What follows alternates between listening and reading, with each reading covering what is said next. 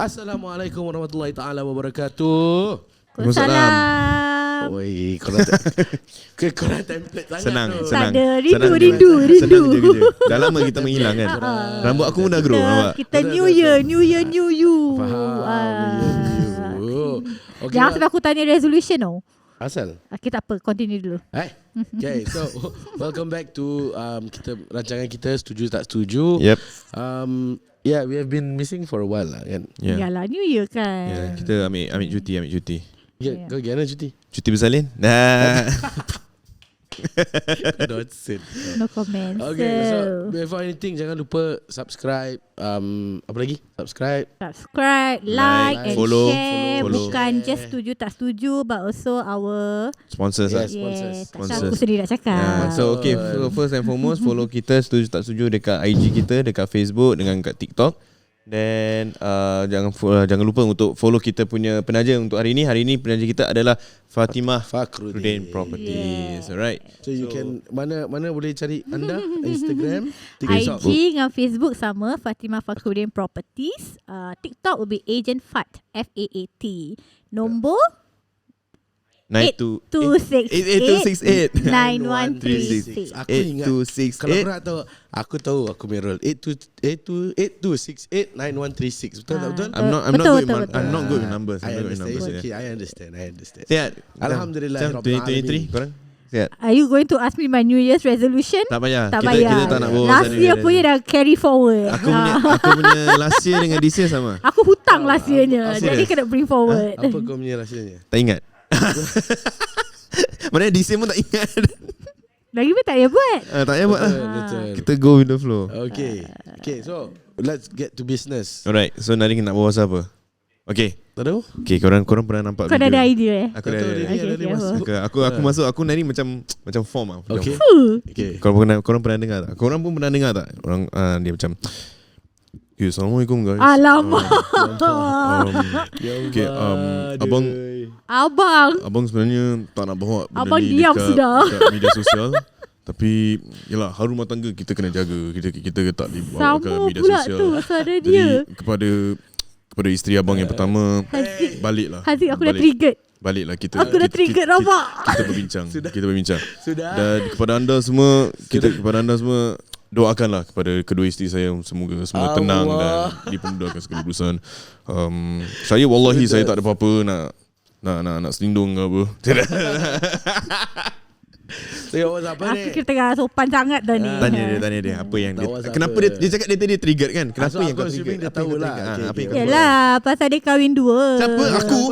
Kau? Tak. Jangan. Tak. Kau macam sengaja je kau. Dia bukan dia. Si Syamsul Yusuf lah. Sol dah buat hal kat Thailand. Habis sekarang semua lelaki nak pergi Thailand. Oh tak Ada, aku okey lagi. Kau okey lagi. Okay, kenapa kau trigger? Kenapa kau trigger? Tak. Okay, fine. This whole argument about lelaki kahwin lebih dari satu, you kau kupas macam mana pun, dia akan berbalik kepada tak salah apa kahwin lebih dari satu. Tapi the whole point is, apa asal dia kena buat bini dia macam gitu? Like it's a whole spectacle say.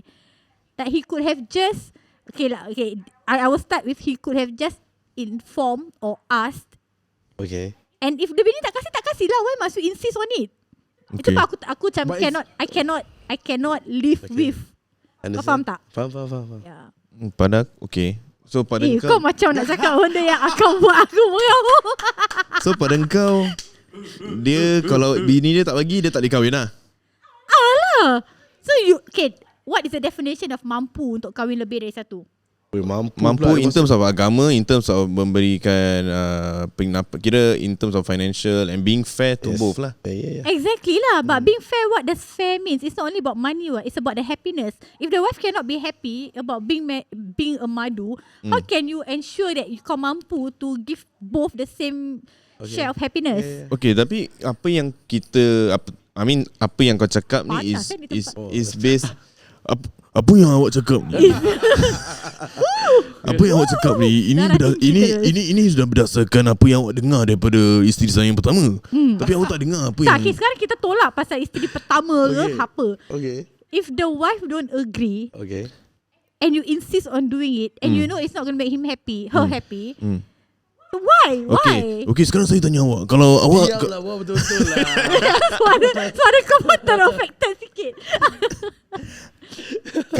Kasih aku roll sekejap. Okay, go.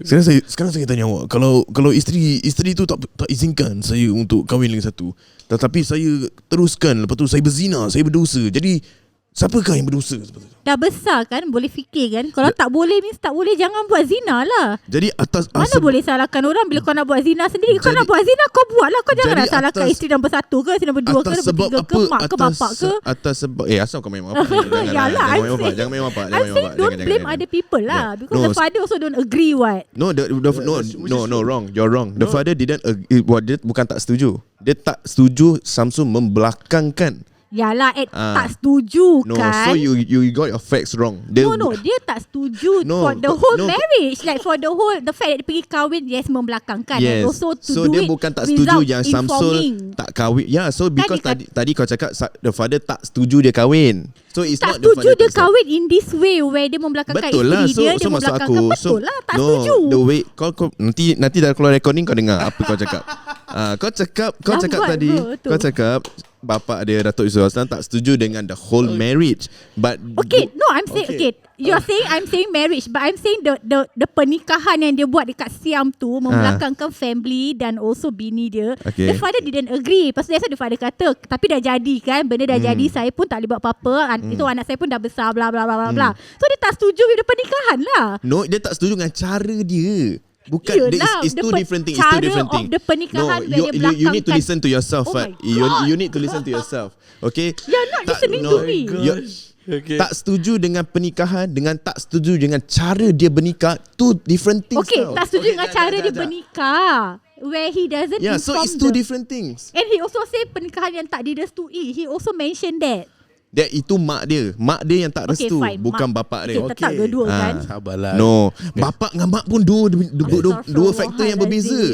Okay. Jangan ego sangat. Moderate dulu. Ni bukan pasal ego, bro.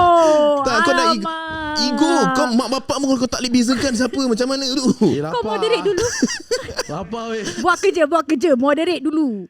Dengar, tak ada gini. Okay. So sekarang, you are coming from a standpoint of sorry. Dia. But pasal aku belum huraikan apa-apa. Aku belum huraikan apa-apa. So this dia. Okay, kau huraikan sekarang. Tak apa, dia dah halfway tu. Nanti dia lupa. Okay, my point, I'm just trying to get a clearer picture. Fat's standpoint is that dia punya pernikahan as a whole is not agreed by the father. Sabar, I'm not disagreeing. Okay. Tak, aku dengar. Kita dengar. I know. Okay, Kau dengar cakap dia, kau tak dengar cakap aku. Kita dengar dulu. Kita dengar cakap dia dulu. Okay. Cepat, tak ada time. Okay, so aku tanya. Sure. So your point of view is bapak dia tak, atau anybody, you just don't agree with people don't agree with the wedding itself. Engkau punya point is bapak dia, his father did not agree with the way he did it. Correct? Betul. So wait.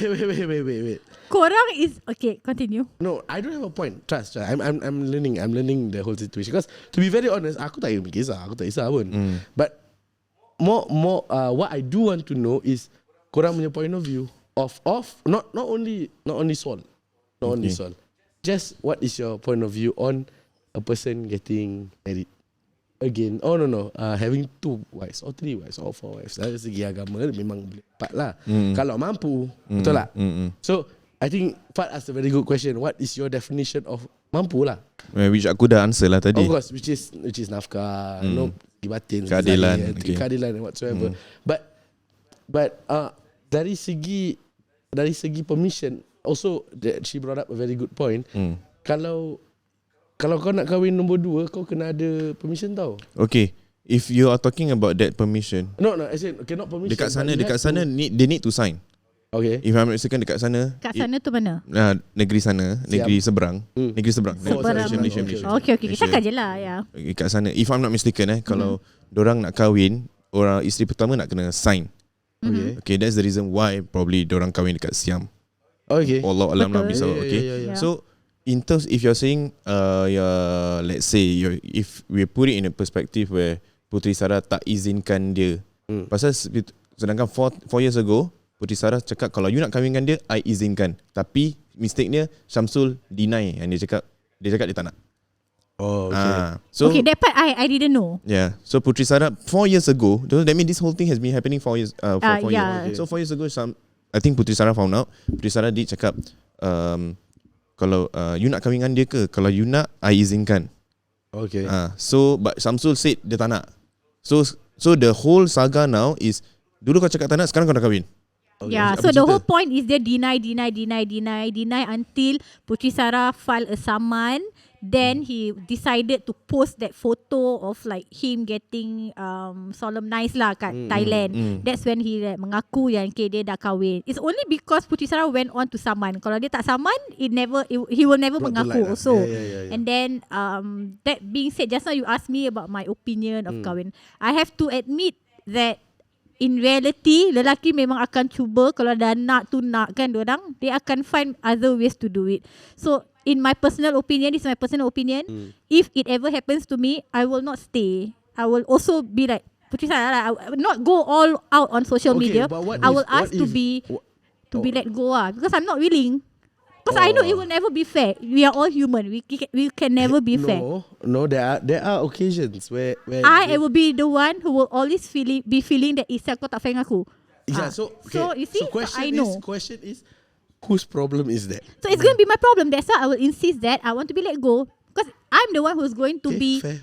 Yeah, I'm the one who's going to be the difficult one in that marriage where there's like 3 people. Two person in a marriage is already difficult enough. You add one more person, it's going to be a chaos. So I'm not willing to take that trip. That won't be happiness for me. I understand. Kau faham? Okay. Go. So wrapping up. So pada aku, this whole we take this in a point of view where okay, kita dah dengar apa yang Puteri Sarah sebarkan dekat social media. Tapi in depth kita tak tahulah kan. That is also that is, but what, okay, this sidetrack a bit, but what Syamsul said is also betul, where kenapa nak hebohkan dekat media sosial, like kau buka aib rumah tangga kau tau. Yeah. So it's something that aku as aku had the experience of being a husband. Okay, so but alhamdulillah aku have never had that issue before. But pada aku, if aku ni future wife open up my aib or our aib dekat social media, including your husband or you, buka aib each other dekat social media, it shows what kind of person you really are, you know, like tergamak engkau. Aku faham. Aku faham. That I think is not fair. Yeah, because it is a 5-year thing. Of course. Yeah. Like you said, No, it's a 4-year whatever it is, kau marah macam mana pun, kalau kau dah bawa benda ni dekat social media, kau nak portray apa sebenarnya? What do you want to prove actually? She's not proving anything. She's just trying to say that because she's a public figure also. I mean, So it doesn't concern you to open up people's aib, what? Correct? But the same thing as what Syamsul Yusuf is doing, what? By showing that he's okay with the deny, and then when she actually posted that, admitted to the marriage or whatsoever, it also an aib to her also, what? That I mean, is by itself is an aib already. I think it's about who opened the can of worms, you know. Yo, kau tengok apa yang Puteri buka is different than apa yang Syamsul buka. Dia okay, Puteri buka kejatuhan rumah tangga dia. Okay, Syamsul reveal yang okay, aku dah nikah. Okay, but I think it also stems from the fact that she had to summon him. So the moment they filed the summon, the media already got hold of it. The only reason why he posted the picture was because dia kena saman. No, from what I understand, bila yang dia if I'm not mistaken, dia nikah 6 January. Dia nikah 6 January. If I'm not mistaken, I might be wrong. But the speculation of them dah nikah before 6 January tu, dia deny, which is dia cakap masa tu dia belum nikah. Dia dah nikah kat Thailand tapi dia belum register in Malaysia. So bila dah kena saman tu, baru dia go and file the registration in Malaysia. So mean there is a possibility yang he got married earlier. Yeah. Okay, itu I don't know. That's why I said I might be wrong. Of course. So there's a lot of things that kita pun, like he said lah, kita tak tahu in depth what happened, and kita pun don't want to know. This the only reason we know because it came out on social TikTok. media. But I have to admit that this whole thing it has entertained me for a little bit when all the parodies come out on TikTok. On all the husbands yang kena marah pasal nak pergi Thailand lah. Nak apa. Korang nampak yang satu dia ada lagu. Ada lagu, nanti aku tunjuk korang. Okay, Nanti aku tak apa, tunjuk nanti korang. tunjuk. Okay, so for that, I think you're cool. Are you cool? I'm cool. Okay. Okay bro, we're okay. So A bit shocked lah, to be very honest. Yeah. Okay, it was never intense. mind. It was intense. Yeah, it was intense. Yeah, bro. I mean, like, it's been a while. It's been a while. It's been a while. So apa yang korang fikirkan pasal topik ni, actually tak ada kepentingan kita, tapi itu adalah pandangan dan orang kata POV korang sendiri. You guys can drop us DM and tell us what do you think of this whole saga, walaupun tak ada kepentingan kita. So with that, we thank you so much for tuning in into this episode. Yeah, thank you very much. Aku rasa macam ni aku tak involved sebab orang just personal. honest. Sebab aku pun rasa aku Aku pun terperanjat with how aku reacted. Ni semua learning. I was so shocked with how I reacted. Lencai sudah Marima. Patut dia start balik. Tapi aku malas. Nak continue ni. Okay, kalau korang nak follow kita, like kita, subscribe kita, follow kita ni IG, kita ni YouTube, kita ni Facebook, kita ni TikTok. Dah tinggi aku tadi. Hari ni penaja kita adalah daripada FAATHIMAHFAKHRUDDINPROPERTIES. Jangan lupa untuk follow dia punya IG, TikTok dan juga Facebook. Nama IG dia adalah Fatimah. Aku ingat IG dengan Facebook sama. Betul. FAATHIMAHFAKHRUDDINPROPERTIES. TikTok Agent Fat. Okay. Nombor kau try? 8268 8268 9136 8268 9136. 9136. Terima kasih Korang semua. main-main Okay. Assalamualaikum warahmatullahi taala wabarakatuh. Lencai sudah Marima.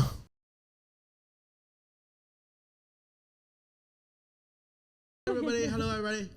Assalamualaikum. Waalaikumsalam warahmatullahi taala wabarakatuh. Assalamualaikum. Okay, so today kita punya penaja adalah FAATHIMAHFAKHRUDDINPROPERTIES. Right. Today non other lah, kita punya tuan puteri nyari Alah, sweetnya. FAATHIMAHFAKHRUDDIN. So how have you been? I'm good. How has this been for you? Yeah, how was 2022? Oh, 2022 was so scary for, I would say, for my clients lah, because it was so full of uncertainty. Habis macam there were cooling measures, the prices were high for the buyers. So for sellers, of course, they enjoy that year. And then for the buyers, they had a difficult time, but we managed to like as agents, we are able to advise them properly to manage their expectations, to also tengok lah kemampuan diorang, because at the end of the day, it's not about just buying it there and then. Kita kena fikir pasal the monthly, right? Your sustainability. Yeah. To me, that is my priority lah for my clients. But going into 2023, people have felt the brunt of the cooling measure. That means the cooling measure yang happen last year, actually dia slow down the market sikit. Ya, tapi dia tak stop the market, which means that the transactions have gone lower in terms of volume, but the prices are still the same, which means the sellers masih selling at high price. Cuma because of the cooling measures, they were scared of what is going to happen next. Diorang ada macam slow down sikit lah. Ada tak jadi jual, ada macam tak nak jual dulu, nak tengok how it goes. Same thing for buyers also. Diorang pun takut nak beli. So in the end, both is at a standstill lah. It's just moving very slowly. That's why the volume actually was affected, but the prices are still high. So coming into 2023, I think it's looking good. When we mentioned about the interest rate last year yang dah increase gila-gila sangat, we are quite hopeful and positive that it will start to come down slowly. When there are lesser people borrowing, they don't see the need to maintain that high interest rate. Borrowing what? Borrowing Loan, money from the banks lah, the loans. Right, Yeah. Right. So when you see that the interest rate is going, when we say the interest rate is going to go down eventually, right? So as buyers, you imagine when the interest rate start to go down, do you think it's the best time to buy after it goes down, or is it better to lock it in now while it's Lock. Yeah, why? No. Okay, because when the interest rate totally go down, like if it starts to go down back to macam 1.1, 1.2, right? Like the start of last year, percent. Your profit is lesser? As a No, seller? it means that more people are going to start buying. So you're competing with even a larger More pool of buyer, buyers. okay, We are understand. going to slowly go back to like time yang COVID baru start. So I would say that now is the best time to buy. It's a window before the interest rate starts to go down balik and you're competing with more people. So this is where we call the buyer's market. At this point of time, I would say that the buyers have a stronger power lah compared to the sellers. But at the same time, when I'm serving my seller, I will tell them if it does not benefit you, when the offer is made, kita pun tak boleh main ambil je lah. We also need to see at their portfolio, how they're going to move forward with the prices that they are being offered. Okay. So this is the period of time where kita in a limbo lah. So while I'm serving buyer, it's a good thing because you have a stronger negotiation power. But when you're serving seller, you also need to be able to compromise a little bit. But the prices are still high, but it's not the highest that it used to be lah. So is it safe to say sekarang dua-dua when you say both are at the standstill in 2022 kan? 23. No, last year. So meaning to say at one point of time, buyer tengah tunggu nak jual, but in hopes that it gets to a higher price. Seller, you mean? Seller in hopes that they will fetch a better price. Tak. Okay, so the reason why sellers stop macam takut was because they were focusing on their buying. When things are more expensive, the interest rates are higher, they are worried about the buying. So they want to slow down on their selling. Okay. But at the same time, you need to remember when it comes to bank, what we will do for you is for the bank loans when the interest rate is high kan, kita akan calculate such that it's still within your means, right? The bank tak akan lepaskan loan to you if it's not within your means. That is one more thing that we have to take note of. They have the criteria lah. Correct. They have this TDSR, the total debt servicing ratio, where they ensure that the amount is really comfortable for you. So that is one thing you have to remember. And the test that they use pun, they tak use the exact amount of interest. Right? They use stress test that's higher. Like if it's at 3%, then they will stress test at 4%. So you don't have to worry. Whatever loan that you get, it's definitely within your means. You just have to be more prudent in your buying lah. So we have to manage our expectations. Itu je. Right. Okay. So thank you so much for your sharing session. For this tongue twister. Right, so kepada korang yang ada pertanyaan ke apa-apa mengenai apa-apa saja, okay, boleh saja. Betul? Aku rasa aku pun tak dengar kejap. Tak dengar? Tak ada. I didn't hear what you said. Sorry. Aku masih ketawa pasal session. Sorry. So biadab. So kepada korang yang ada apa-apa pertanyaan mengenai apa-apa saja topik, boleh saja DM Fatimah ataupun message dia dekat 8268 913. Alright, ataupun korang boleh follow dia punya Instagram, Facebook and TikTok. Instagram dengan Facebook sama FAATHIMAHFAKHRUDDINPROPERTIES. TikTok dia adalah Agent Fads. Alright. So dengan itu kita jumpa lagi di lain kesempatan. Assalamualaikum warahmatullahi wabarakatuh. Thank you.